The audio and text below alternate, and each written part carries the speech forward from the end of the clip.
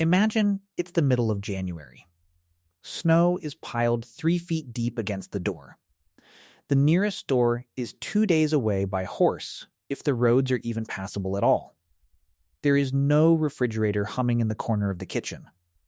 There is no freezer. And yet, somehow, this family is about to sit down to a full dinner meat. Vegetables, bread, even fruit. How is that possible in the dead of winter with nothing but what they grew themselves? The answer is one of the most overlooked skills in American history. Long before electricity reached the countryside, homesteading families had already solved a problem that we now take completely for granted: how to keep food from spoiling. Not for a few days, for months, sometimes for an entire year. And by the end of this video, you're going to understand exactly how they pulled it off. Because honestly, some of it is more clever than anything sitting in your kitchen right now. For a homesteading family in the 1800s, food preservation wasn't a hobby. It wasn't something you did for fun on a quiet Sunday afternoon. It was survival, plain and simple. A family that failed to properly store enough food before winter could starve before spring ever arrived. There was no safety net, no grocery delivery, no emergency trip into town when the pantry ran low. So every single method you're about to hear about wasn't invented for flavor or tradition. It was engineered through decades of trial, error, and sometimes tragic failure. To solve one urgent problem: how do you stop food from rotting when you have no electricity, no chemicals, and no modern science at all? The answers they came up with relied entirely on 4 natural forces: cold, salt, smoke, and air. Understanding how homesteaders controlled these 4 things is really understanding how an entire civilization fed itself before the modern age. So let's start underground, quite literally, with the root cellar. Almost every homestead had one, usually dug into a hillside or beneath the house itself. And the reason is simple physics. A few feet below the surface, the earth stays at a remarkably stable temperature all year round, cool in summer, and just above freezing in winter, no matter what's happening above ground. Homesteaders used this constant cold to store potatoes, carrots, turnips, cabbages, apples, and onions for months at a time. But it wasn't as simple as just tossing vegetables into a hole in the ground and walking away. Every family learned, often the hard way, that different foods needed different conditions to survive the winter. Apples, for instance, release a gas as they ripen that speeds up spoilage in nearby vegetables, so a smart homesteader kept them separated from everything else. Potatoes needed complete darkness, or they'd turn green and bitter, sometimes even toxic. Cabbages had such a strong smell that they were often wrapped tightly or stored in their own section, far away from the butter and cheese, which would otherwise soak up that smell within days. The root cellar wasn't just a hole in the ground. It was a carefully managed ecosystem, and getting it wrong could mean losing an entire winter's food supply to rot, right when the family needed it most. If the root cellar was ancient wisdom passed down through generations, canning was something newer. A genuine revolution that changed homesteading forever once it became widely practiced in the 1800s. The process was simple in concept but demanding in practice. Food was packed into glass jars, sealed, and then submerged in boiling water for a specific amount of time, long enough to kill the bacteria that cause spoilage. As the jar cooled, it created an airtight vacuum seal, locking out the air and anything living inside it. For homesteading women, and it was almost always the women who managed this enormous task, canning season was one of the most demanding stretches of the entire year. During the height of summer harvest, a homesteader might spend 12, even 14 hours a day standing over a hot stove, in a kitchen with no air conditioning, processing jar after jar of tomatoes, beans, peaches, and berries before any of it had the chance to spoil in the summer heat. It was exhausting, repetitive, sweat-soaked work, and it happened every single year without exception. A single mistake in this process could be genuinely dangerous. If a jar didn't seal properly or wasn't processed long enough in the boiling water, dangerous bacteria could survive inside, completely invisible until it was far too late to notice. Homesteaders learned to check every single seal by pressing down firmly on the lid. If it didn't pop back into place, the jar wasn't trusted, and its contents were used immediately rather than stored away for winter. By the end of a good canning season, a homestead's cellar shelves could hold hundreds of jars, glowing red, orange, and green in neat, tidy rows, representing the difference between a comfortable winter and a genuinely hungry one. Before canning became common, and even long after it did, salt remained one of the most essential tools on any homestead. Salt draws moisture out of meat, and without that moisture, the bacteria that cause decay simply can't survive or multiply.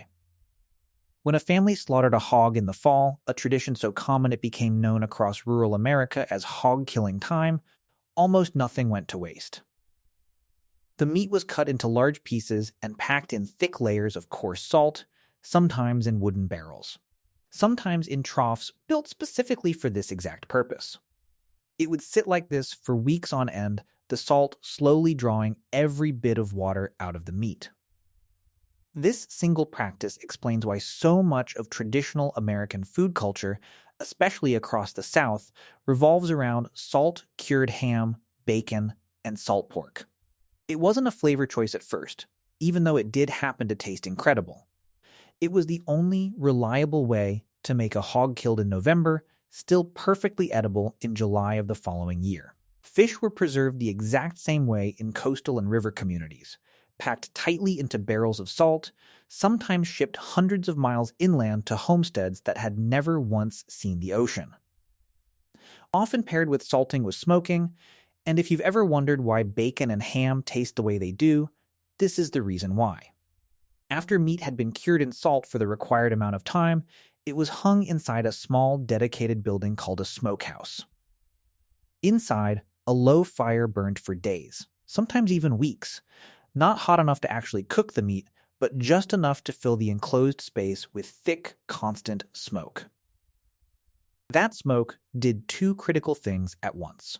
It dried the outer surface of the meat even further than the salt alone could manage, and it deposited natural chemical compounds onto the surface that actively inhibited bacterial growth for months afterward. A well-smoked ham, properly salted beforehand, could hang safely in a cool, dry space for well over a year without any refrigeration of any kind whatsoever. Families often built their smokehouse as one of the very first structures on a brand new homestead, right alongside the house and the barn, because they understood exactly how critical it would be to their survival through every coming season, not just the first one. If salting and smoking were clever solutions, drying was something far older. A method humans had already been using for thousands of years before the first homestead was ever claimed on the American frontier. The logic behind it is simple. Bacteria and mold both need moisture in order to grow and spread. Remove the moisture from food entirely, and you remove their ability to survive at all. Homesteaders dried an enormous variety of foods this way: apple slices strung on thread and hung near the fireplace, corn braided together and hung from cabin rafters, herbs bundled and dried for both cooking and home medicine, and strips of meat turned into something we'd now instantly recognize as jerky. The process required real patience and exactly the right conditions to work properly. Too much humidity, and the food would mold before it ever fully dried out. Too much direct heat, and it would cook instead of slowly dehydrating the way it needed to. Families learned to use the natural heat rising into an attic, the warm air drifting near a chimney, or simply weeks of careful covered sun exposure protected against insects and unexpected rain. Dried foods took up far less space than fresh ones ever did, weighed significantly less for traveling, and could last an astonishingly long time. Some dried goods remained perfectly edible for years, not just months. This made drying especially valuable for anything the family needed to carry with them, whether on a long, grueling journey west, or simply out to work in a distant field for the day. Perhaps the most surprising method homesteaders relied on was one that seems, on the surface, to work against everything else we've talked about so far.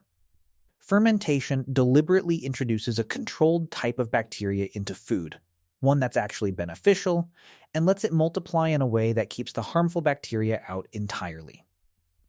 The most famous example, by far, is sauerkraut. Cabbage, shredded and packed tightly with salt into a large ceramic crock, was left to sit undisturbed for weeks at a time. Beneficial bacteria, naturally present on the cabbage, fed on its natural sugars, producing lactic acid as a byproduct of that process. That acid created an environment far too hostile for the bacteria that normally cause spoilage. While the cabbage itself remained not just edible, but genuinely packed with vitamin C, something desperately needed during long winters when there was no fresh produce available anywhere. This wasn't just useful. In some very real cases, it was life-saving.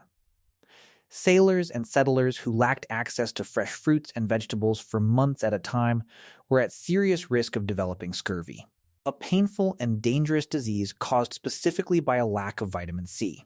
Fermented vegetables like sauerkraut provided exactly the nutrients needed to prevent this, even in the depths of a brutal winter when nothing green was growing anywhere outside. Pickling worked on a very similar principle, using vinegar's acidity instead of naturally produced lactic acid.